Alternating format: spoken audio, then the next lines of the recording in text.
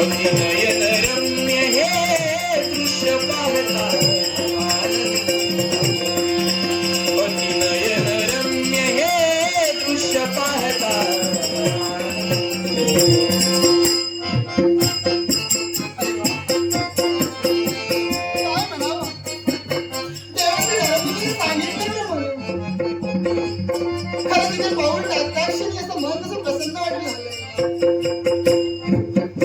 दिव्य सरोवराच्या ठिकाणी मी आले.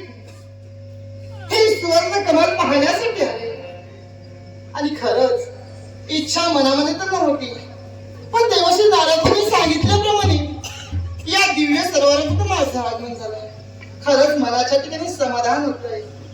पण काय पाहावं, खरंच या दिव्य सरोवराच्या चार दिशेने पाहिलं तर सुंदरगार वातावरण, या दिशेने पाहिलं तर उंच उंच दृश्य, चरत्या गंधाला विळली आणि या कृष्णावर असणारी वेली, वेलीवर असणारी फुलं, फुलांमधून सुटणारा सुगंध, सारं पसरलाय खरा.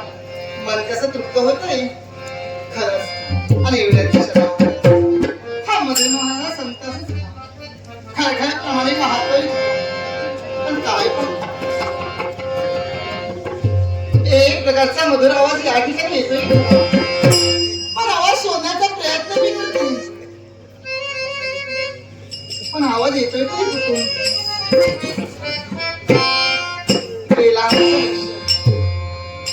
त्या ऋषीच्या डाळीवर बसलेली कोकिळा आपल्या मधुर स्वराने गायन करते.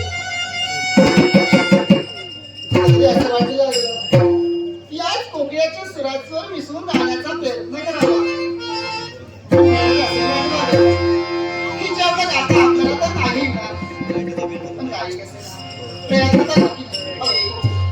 माझं गायनाकेश्वर तू इथून जाऊ नकोस. तुला सुगंधीची शपथ आहे आणि मला माहित आहे तू आता गायनाकेश्वर तू इथून एक प्रकारच्या मंदमंद लहरी, होय एक प्रकारच्या मंदमंद लहरी. आणि त्याचप्रमाणे या ठिकाणी एक गारगार वारा सुटला. वारा सुटला